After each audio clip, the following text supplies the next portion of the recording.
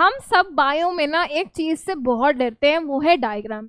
यार ये मेक और ब्रेक सिचुएशन है, आपके मार्क्स को यहाँ ऊंचाइयों तक भी पहुंचा सकता है और बिल्कुल आपको डुबा भी सकता है। मैं बायो पे इतना क्यों फोकस कर रही हूँ, क्योंकि यार बायो ही तो 30 मार्क्स का है। फिजिक्स केमिस्ट्री बायो तीनों को देखा जाए तो हाईएस्ट वेटेज जो है वो बायो की है 30 marks. That is why I am talking about the most important diagrams of biology. Hello जी everyone, my name is Asa Srivanshi, biology tutor, biology educator. And बच्चे आज हम आ गए वही important diagrams को डिस्कस करने जो आपके बायोलॉजी के लिए, क्लास 10th के लिए, CBSE बोर्ड्स के लिए बहुत बहुत ज़रूरी है, आपके मार्क्स को यूं बढ़ा सकता है। ठीक है, तो यार ये डायग्राम्स पढ़ने का हमें बहुत बहुत ज़रूरी है, इसलिए आज हम इन्हीं डायग्राम से फोकस करेंगे। सबसे पहले एक्सक्रीटरी सिस्टम देखिए, याद रखिएगा अगर आपको ड्रॉ करने को नहीं आया है ये डायग्राम्स में से, तो आपको क्या हो सकता है, लेबल करने को आ सकता है। अलग अलग तरीके से आपसे पूछ सकते हैं क्वेश्चन। फॉर एग्जाम्पल इसमें आपसे क्वेश्चन एक सेकेंड रुकेंगे, हाँ जी, इसमें आपसे क्वेश्चन पूछ सकते हैं कि यार एक्सक्रीटरी सिस्टम को ड्रॉ करो एंड लेबल करो वो पार्ट को, इस तरीके से लिख देंगे जो यूरिन फॉर्म करता है, विच फॉर्म्स यूरिन। सेकंड लिख देंगे यार वो पार्ट को लेबल करो तो किडनी से यूरिन को लेके जा रहा है यूरिनरी ब्लैडर तक, या लिख देंगे वो पार्ट को लेबल करो जो स्टोर करता है यूरिन। तो यहाँ पे ना सिर्फ आपकी दिमाग के स्किल से खेला कि आपको लेबल ड्रॉ करना आता है कि नहीं, बट ऑल्सो खेला कि क्या आप उन पार्ट्स को आइडेंटिफाई कर पाएंगे, क्या आपको फंक्शंस पता है कि नहीं जब आप ड्रॉ कर रहे हैं। सो आपको दो तरीके से आपके दिमाग को खेला गया, ना सिर्फ आपसे ड्रॉ करवा के बट ऑल्सो लेबलिंग का पता करवा के। ठीक है, सो एक्सक्रीटरी सिस्टम यार आपको लेबल करना ज़रूर आता है। एक्सक्रीटरी सिस्टम में मैंने अक्सर देखा है, जब मैं सब्जेक्टिव कॉपी चेक करती हूँ अपने बच्चों की, तो मैं देखती हूँ कि यार एक्सक्रीटरी सिस्टम तो बना देते हैं, बट जो ये ब्लड वेसल्स हैं, दैट इज जो ये रीनल आर्टरी है, ये जो एओर्टा है, इसको बनाना भूल जाते हैं भाई। ये वेना कावा, एओर्टा, इन सबको बनाना नहीं भूलना, ये एक्सक्रीटरी सिस्टम का हिस्सा है, उसका पार्ट है, तो वो भी याद रखना। तो एक्सक्रीटरी सिस्टम पे ना सिर्फ ड्रॉ करने को आएगा बट ऑल्सो लेबलिंग को in the form of questions पूछा जा सकता। ठीक है, क्लियर है जी। नेक्स्ट टॉपिक पे चलते हैं। नेक्स्ट चीज यार आपका ह्यूमन हार्ट। अब आप कहोगे मैम ह्यूमन हार्ट ड्रॉ करना आ सकता है, चांसेस कम है, बट बेटा अगेन इससे क्या आ जाएगा, फॉर एग्जाम्पल आपको कुछ लेबलिंग्स को माइनस कर देंगे, कुछ लेबलिंग्स देंगे ही नहीं। इसका मतलब क्या हुआ, फॉर एग्जाम्पल यहाँ पल्मोनरी आर्टरी ना लिख के लिख देंगे 1, पल्मोनरी वेन्स ना लिख के लिख देंगे 2, लेफ्ट एट्रियम की जगह 3, लेफ्ट वेंट्रिकल की जगह 4। ऐसे ही बच्चे कुछ लेबलिंग्स को मिस कर देंगे या फिर सारी ही लेबलिंग्स को मिस कर देंगे और क्वेश्चन पूछ सकते हैं बेटा। फॉर एग्जाम्पल अगेन बच्चे फंक्शंस के साथ खेलते हुए, which blood vessel brings the blood into the right atrium। अब आपको 1, 2, 3, 4 जितने भी लेबलिंग्स हैं उनमें से चूज करना होगा और अपना आंसर लिखना होगा।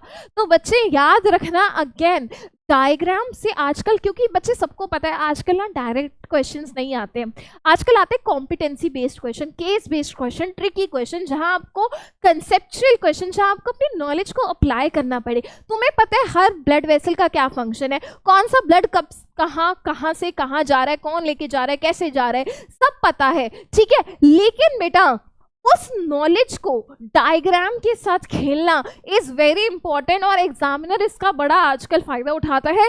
इमेज बेस्ड क्वेश्चन जरूर आ रहे हैं आजकल बोर्ड एग्जाम में, अगर आप पिछले सालों का भी ट्रेंड देखें, इमेज बेस्ड क्वेश्चन फेवरेट हो चुके हैं एग्जामिनर के। तो यस, आपको सीधा ना देके सीधा लेबलिंग नहीं पूछेंगे बेटा, इतने प्यारे नहीं है एग्जामिनर, इतना प्यारे नहीं होंगे कि बेटा ये 1 क्या होगा, 2 क्या होगा, 4 क्या होगा, ये नहीं पूछेंगे।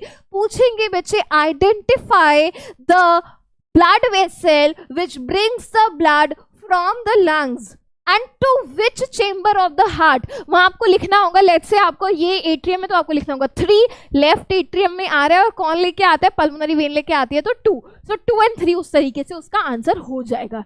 इस तरीके के क्वेश्चन सीबीएसई ने अपने क्वेश्चन बैंक्स में भी लॉन्च किए थे, तो याद रखना इस तरीके के क्वेश्चन जरूर बन सकते हैं इस साल भी आपके बोर्ड एग्जाम।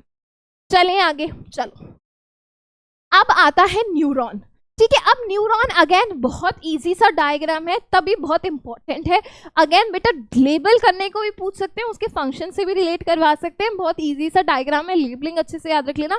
कैसे इंपल्स ट्रैवल करना है वो जरूर याद रखना। दैट इज इंपल्स ट्रैवल करता है डेंड्राइट, फिर सेल बॉडी, फिर एक्सॉन, फिर नर्व एंडिंग। तो आपको लेट्स से इसकी जगह दे देंगे, इसकी जगह दे देंगे 1, सेल बॉडी की जगह लिख दिया 2, एक्सॉन की जगह लिख दिया 3 और यहाँ लिख दिया 4, और कह देंगे बेटा ट्रैवल कैसे करेगा। और 2 1 2 3 4 बहुत ऑब्वियस लग रहा है, 2 3 1 4 कुछ भी उल्टी पुल्टी से लेबलिंग दे देंगे और कहेंगे इंपल्स कैसे ट्रैवल कर रही है। तो बच्चे इस तरीके का भी क्वेश्चन आ सकता है बोर्ड एग्जाम्स में, ठीक है। कह देंगे इंफॉर्मेशन सबसे पहले आती किसके पास है ना, इस तरीके से पूछ सकते हैं। या पूछ सकते हैं कौन सा part is coated with the myelin sheath, इस तरीके से भी इस न्यूरॉन से क्वेश्चंस पूछे जाते हैं, ठीक है जी। नेक्स्ट इंपॉर्टेंट डायग्राम जो है वो है रिफ्लेक्स एक्शन। या रिफ्लेक्स एक्शन बहुत बार पूछा गया है। अगर ड्रॉ करने को नहीं तो इसका पाथ जरूर पूछा जाता है। जो इसका पाथ है बेटा, इसको एक फ्लो चार्ट की हेल्प से बताना, एक फ्लो चार्ट की हेल्प से बताना, इसका पाथ बताना बहुत इंपॉर्टेंट है, ठीक है। याद रखना पाथ स्टार्ट होगा रिसेप्टर स्टिमुलस से, फिर रिसेप्टर, फिर सेंसरी न्यूरॉन, फिर spinal cord which is present in the central nervous system, then आपका रिले न्यूरॉन आ जाएगा जो सीएनएस में ही है, then motor neuron, then effector. एक गलती जो बच्चे रिफ्लेक्स एक्शन करते हुए जरूर करते हैं इस बेटा, आप लोग एरो ही नहीं दिखाते। अब यार एरो नहीं दिखाओगे तो फायदा क्या है। जो एरो जा रहा है ना ये दिखाना बहुत जरूरी है कि सेंसरी न्यूरॉन से सेंट्रल नर्वस सिस्टम में जा रहा है और फिर यहाँ से वापस इफेक्टर के पास आ रहा है। तब भी इंपल्स ड्रॉ करना है, एरो के बिना नहीं करना है। एरो बेटा बहुत जरूरी है। तो मैं कहूंगी यहाँ पे बेटा एरोज याद रखना बेटा आपका मस्ट है, they are must for this particular question और दिस पर्टिकुलर डायग्राम। एरोस को मत भूलना, आपके दोस्त हैं, आपके बेस्ट फ्रेंड है इस पर्टिकुलर क्वेश्चन के, ठीक है जी। नेक्स्ट पे चलते हैं यार। नेफ्रॉन, नेफ्रॉन तो यार हमेशा ही याद रखना है, ठीक है। और नेफ्रॉन यार बनाते हुए ना बच्चे बहुत ही दिक्कत कर देते कि मैम ये नेफ्रॉन नहीं बन पाता। देखिए एक सी शेप के स्ट्रक्चर से शुरू करिए विच इज बोमेन्स कैप्सूल, ठीक है। फिर उसके बाद एक जिगजैग सा स्ट्रक्चर बना दीजिए which is proximal convoluted tubule. उसके बाद बेटा एक यू शेप का स्ट्रक्चर बना दीजिए which is loop of Henle. इतना लेबल करने की जरूरत नहीं होगी, ठीक है। फिर आपका अगेन सी जिगजैग टाइप का स्ट्रक्चर और फिर एक डंडी बना दीजिए जिसमें थोड़ी सी ब्रांचेस दिखा देना, ठीक है। पहले सी, फिर जिगी जिगी, फिर यू, फिर से जिगी जिगी और एक डंडी जिसमें थोड़ी सी ब्रांचेस है, ठीक है। लेबल सबको नहीं करना है, लेबल सिर्फ करना है बोमेन्स कैप्सूल को,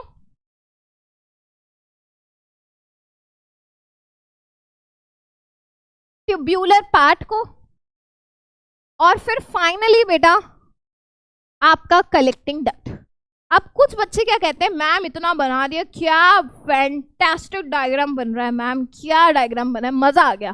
पर बेटा तुम्हें तो मजा आ गया, एग्जामिनर को मजा नहीं आएगा जब तक आप इसमें ब्लड वेसल्स शो नहीं करेंगे। तो बेटा बहुत जरूरी है कि आप यहाँ पे अपनी ब्लड वेसल्स को भी ड्रॉ कर दे। तो यहाँ पे ब्लड वेसल्स को ड्रॉ करना मत भूलना, दैट इज आपका रीनल आर्टरी जो ब्लड लेके आ रही है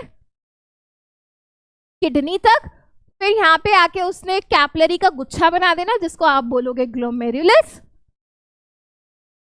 ठीक है। फिर ज्वाइन करना और एक लूप पूरा पैरेलल बना देना इस यू शेप के स्ट्रक्चर के अराउंड और ज्वाइन करके वापस से renal vein, renal vein.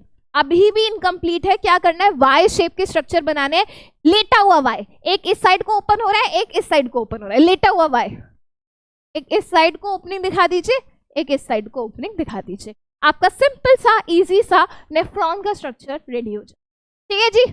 Again बहुत इंपॉर्टेंट है।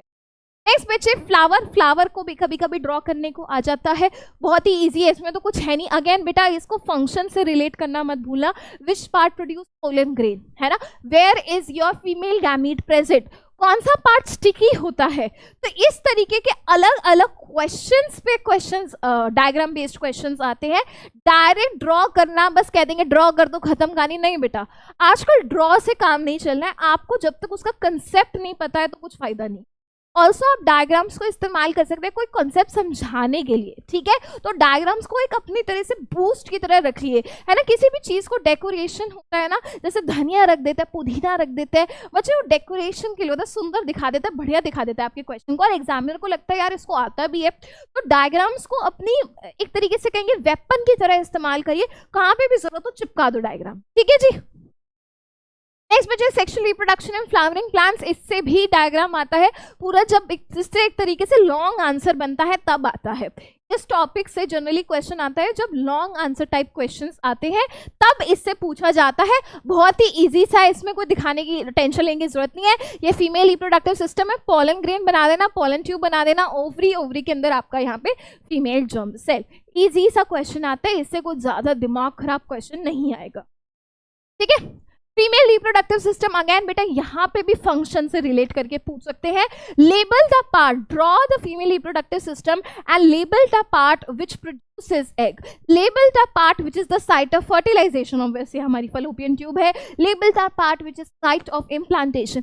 इस तरीके के उल्टे पुल्टे क्वेश्चन, है ना, फंक्शन से related question, diagram based question में जरूर आता है from the female reproductive system, ठीक है जी। That was all from my side everyone. If you have any query do let me know. I shall wish you all the very best for your board exam. Till then, take care of yourself, keep learning and keep shining.